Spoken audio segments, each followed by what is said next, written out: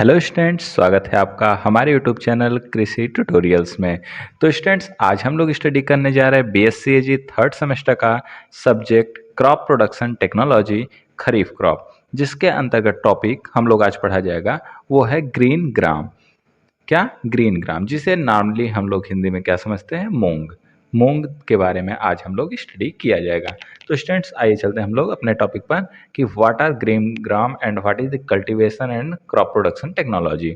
तो स्टूडेंट्स, सबसे पहले जैसा कि आप सभी जानते हैं, ग्रीन ग्राम जिसे हिंदी में हम लोग क्या कहते हैं? मूंग, या फिर तो इसका जो बोटेनिकल नेम है वो क्या है? विग्ना रेडियाटा।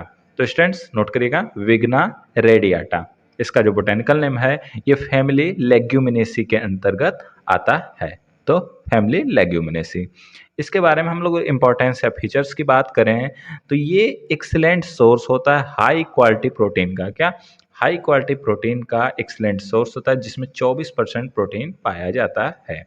तो स्टूडेंट्स, आइए समझते हैं कि इस मूंग को हम लोग दाल के रूप में या फिर तो इसको भिगो करके हल्का सा स्प्राउटेड करके साउथ इंडिया में यूज किया जाता है।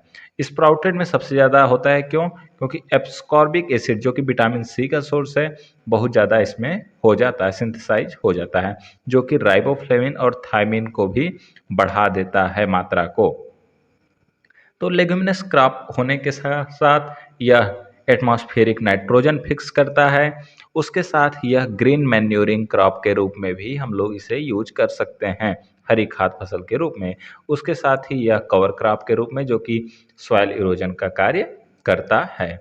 और उसके साथ ही शॉर्ट ड्यूरेशन क्रॉप होने की वजह से यह किसी भी क्रॉप रोटेशन में आसानी से फिट हो जाता है। उसके साथ ही हम लोग बात करें तो यह सॉइल इरोजन को भी कंट्रोल करता है। अगर हम लोग पॉट्स को पिक कर लेते हैं तो इसे ग्रीन फॉडर के रूप में भी यूज कर सकते हैं, या फिर तो ग्रीन मैन्योर के रूप में यूज कर सकते हैं। इसके जो बीज के हस्क होते हैं उससे हम लोग कैटल फीड को खिला सकते हैं। इसमें 14% टोटल पल्स और 7% टोटल प्रोडक्शन ऑफ इंडिया के रूप में माना जाता है। आगे हम लोग बात करें इसके ओरिजिन की स्टूडेंट्स, तो इसका जो ओरिजिन है वो क्या है? इंडिया और सेंट्रल एशिया मानी जाती है। क्या? इसकी ओरिजिन इंडिया और सेंट्रल एशिया मानी जाती है, और इंडिया में मोस्टली ऑल स्टेट्स में उगाए जाते हैं।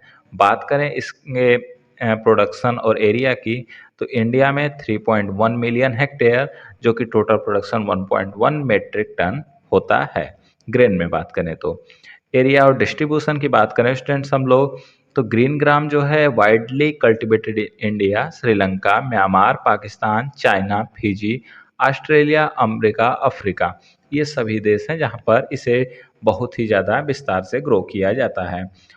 और उसके साथ ही बात करें तो इसे अन्य देशों में भी उगाया जाता है। और ही जो area under crop is 3.2 million hectare with production of 0.95 million ton and productivity 3.304 KG प्रति हेक्टेयर। इसकी जो प्रोडक्टिविटी है वो कितना है? 304 केजी प्रति हेक्टेयर होती है। इंडिया में बात करें तो हाईएस्ट जो है वह 799.5 हेक्टेयर, और उसके साथ ही महाराष्ट्र में 546 hectare, and production under the crop is highest in Maharashtra, जो कि 193.3 ट्रिलियन टन। बात करें हम लोग आंध्र प्रदेश में, जो कि 166.7 टन।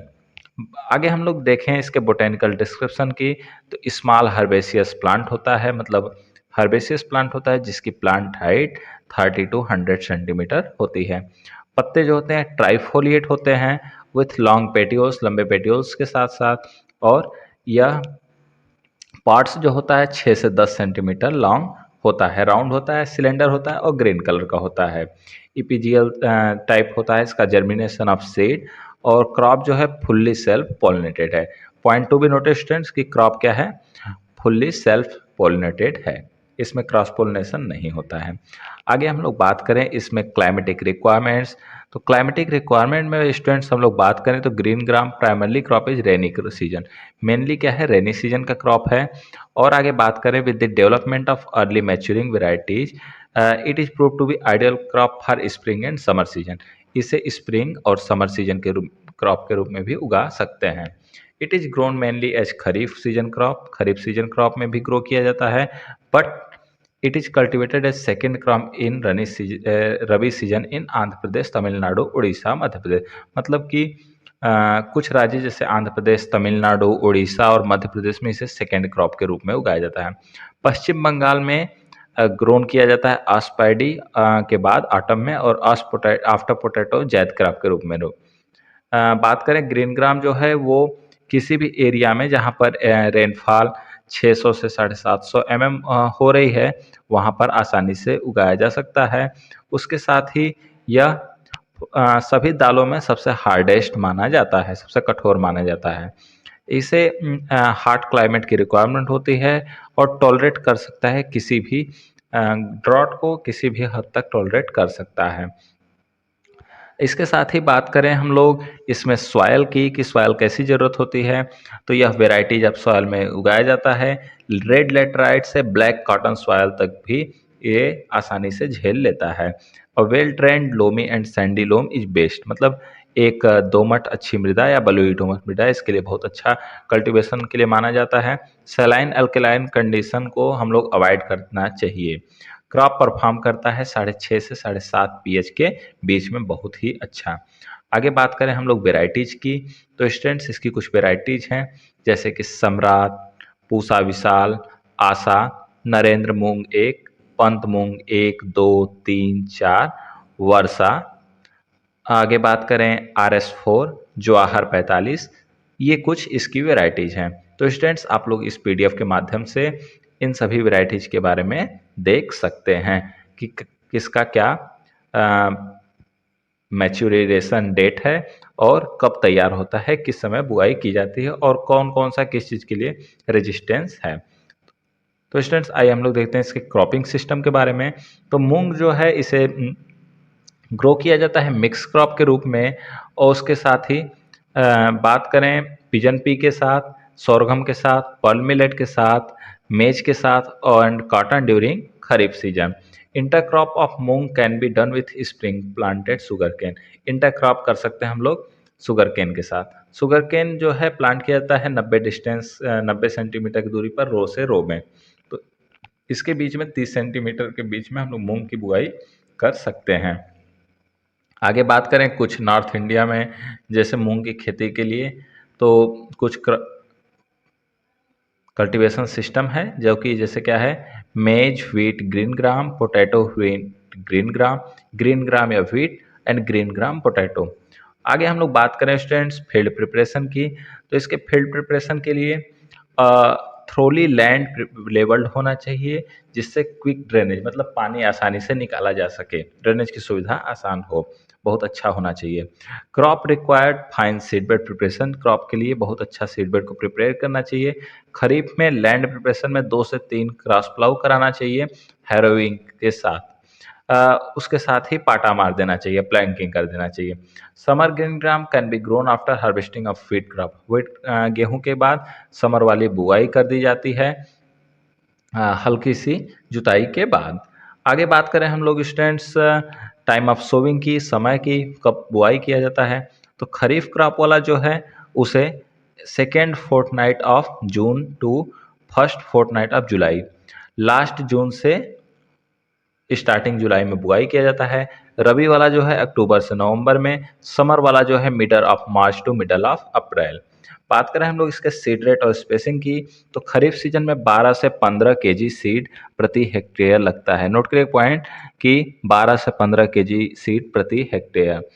45 सेंटीमीटर की दूरी पर बुआई किया जाता है रबी और समर सीजन में।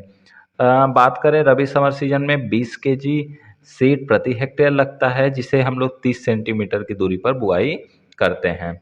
इसे हम लोग फरों में बो सकते हैं या फिर तो नॉर्मली सीड ड्रिल का यूज करके बुआई कर सकते हैं।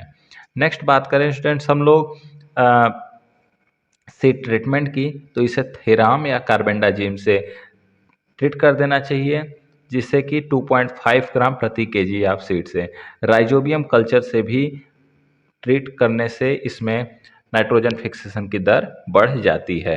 आगे बात करें स्टूडेंट्स हम लोग मैन्यूर्स ऑफ फर्टिलाइजर की, तो ग्रीन ग्राम जो है ये रेजिडुअल फर्टिलिटी ऑफ सॉइल, इसमें मतलब कि जो बची हुई फर्टिलिटी होती है उसी से ग्रो कर लिया जाता है। उसके साथ ही इसमें एफवाईएम 8 से 10 टन प्रति हेक्टेयर का यूज कर सकते हैं। और अगर बात करें 15 से 20 किलो नाइट्रोजन प्रति हेक्टेयर, 40 से 60 केजी फास्फोरस, और इसमें ही रिस्पॉन्स टू क्रॉप टू के फर्टिलाइजर आर रेयर, इसमें जो होता है पोटेशियम फर्टिलाइजर उसे बहुत ही कम यूज किया जाता है। उसके साथ ही हम लोग 20 केजी प्रति हेक्टेयर जिंक सल्फेट या एलिमेंटल सल्फेट का यूज कर सकते हैं, जिससे कि यील्ड में बढ़ोतरी होती है। आगे बात करें स्टूडेंट्स हम लोग वाटर मैनेजमेंट और वीड कंट्रोल की। तो वाटर मैनेजमेंट में हम लोग देखें तो रेनी सीजन क्रॉप के लिए कोई इरिगेशन की ज़रूरत नहीं होती, बल्कि उसके साथ साथ हम लोग को ड्रेनेज की आवश्यकता होती है कि ड्रेनेज हम लोग की अच्छी रहे। अगर रबी और समर की क्रॉप है तो 5 से 6 इरिगेशन दिया जा सकता है। फर्स्ट इरिगेशन जो होता है 20 से 25 दिन बुआई के बाद, उसके बाद सभी इरिगेशन 12 से 15 दिन के इंटरवल पर दिया जाता है, जो कि 40 से 45 दिन पर इसे समाप्त कर दिया जाता है सिंचाई।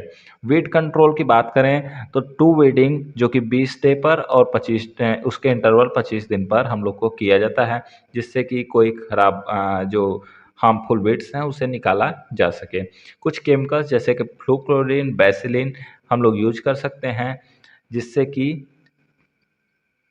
उसमें प्री प्लांटिंग स्प्रे करने से वीड समाप्त हो जाते हैं। आगे बात करें स्टूडेंट्स हम लोग डिजीज की, तो इसमें कुछ मुख्य डिजीज लगते हैं। कौन कौन से, जैसे कि yellow mosaic, mosaic mottle, leaf crinkle, leaf curl, seed and seedling rot, cercospora leaf spot, anthracnose और चारकोल रॉट कुछ के यहाँ पर सिम्टम्स और कंट्रोल मेजर दिए हुए हैं। जैसे कि येलो मोजेक रॉट जो है इसका सिम्टम्स क्या है कि यह appears with month of sowing, जब बुआई करते हैं उस समय दिखने लगता है। Leaf lamina becomes yellow and scattered round spot, जो उसकी लीफ पत्तियां होती हैं वो पीली और उस पर छोटे छोटे गोल धब्बे दिखाई देने लगते हैं। इसके कंट्रोल की बात करें तो हम लोग रेजिस्टेंट वेराइटी जैसे आशा, पंत मूंग 4, नरेंद्र मूंग 1 का यूज कर सकते हैं। उसके साथ ही ऑक्सीडेमेटॉन मिथाइलिन या फिर मेलाथियन का ऐड करके 10 दिन के इंटरवल पर छिड़काव करने से इफेक्टिव दिखता है। मोजेक मॉटल दूसरा डिजीज है जिसको हम लोग कंट्रोल कर सकते हैं रेजिस्टेंट या टोलरेंट वेराइटी से। उसमें भी सेम वही दवा ऑक्सीडेमेटॉन मिथाइल और मेलाथियन का उपयोग कर सकते हैं। लीफ क्रिंकल जो है इसमें क्या है कि पत्तियां झिकुड़ने लगती हैं, जिसे हम लोग कंट्रोल कर सकते हैं डिजीज प्लांट को रॉग आउट करके। बात करें हम लोग लीफ कर्ल की, तो लीफ कर्ल जो है इसका जो सिम्टम्स है ये भी पत्तियां मुड़ने लगती हैं। ये एक वायरल डिजीज है, क्लोरोसिस एपियर होता है। इसका कंट्रोल कर सकते हैं सेम दवा ऑक्सीडेमेटॉन मिथाइल और मेलाथियन का उपयोग करके। बात करें हम लोग फोर्थ है Cercospora leaf spot. Cercospora leaf spot जो होता है दो स्पीसीज ऑफ सर्कोस फंगस के द्वारा होता है, जिसमें हम लोग कंट्रोल कर सकते हैं एक फंगिसाइड मैंकोजेब का उपयोग करके। एंथ्रेक्नोज जो डिजीज है ये भी फंगस कोलेट्रिकम कैप्सिकी के द्वारा होता है, जिसे हम लोग मैंकोजेब का छिड़काव करके कंट्रोल किया जा सकता है। चारकोल रॉट जो डिजीज है यह फंगस माइक्रोफोमिया फैसिलाई के द्वारा होता है, जिसे हम लोग ब्रेसिकॉल का उपयोग करके अगर हम लोग बीज बुआई के समय ट्रीटमेंट कर देते हैं तो उसे समाप्त कर सकते हैं। नेक्स्ट बात करें हम लोग इंसेक्ट की, तो कुछ इंसेक्ट लगते हैं जैसे कि पॉड बोरर, हेलिकोवर्पा ऑब्सलेटे, जिसे हम लोग कंट्रोल कर सकते हैं। बात करें तो मैलाथियन और मिथाइल पैराथियन से या फिर साइपरमेथ्रिन का उपयोग करके भी हम लोग इसे कंट्रोल कर सकते हैं। सेकेंड इंसेक्ट जो है वो है हेयर कैटरपिलर, जो कि हम लोग कंट्रोल कर सकते हैं इंडोसल्फान से या फिर तो मिथाइल पैराथियन से। लीफ हॉपर थर्ड इंसेक्ट है जिसे हम लोग कंट्रोल कर सकते हैं थीमेट फोरेट से या फिर तो मोनोक्रोटोफास से।